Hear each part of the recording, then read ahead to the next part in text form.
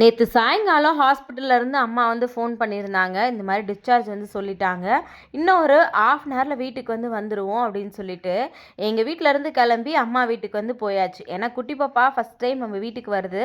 அதனால் இந்த மாதிரி ஆரத்தியெல்லாம் எடுத்து உள்ளே கூட்டிகிட்டு வரணும் அப்படின்றதுக்காக நான் வந்து கிளம்பி போயிட்டேன். பட் இதுக்கு முன்னாடி இதெல்லாம் பண்ணியிருக்கேனான்னு கேட்டிங்கன்னா கிடையாது. எனக்குமே இது எப்படி பண்ணுறது அப்படிலாம் தெரியல. எனக்கு தெரிஞ்ச மாதிரி போகிறப்போ கொஞ்சமாக மஞ்சத்தூள் சுண்ணாம்பு மட்டும் வாங்கிட்டு போயிருந்தேன்.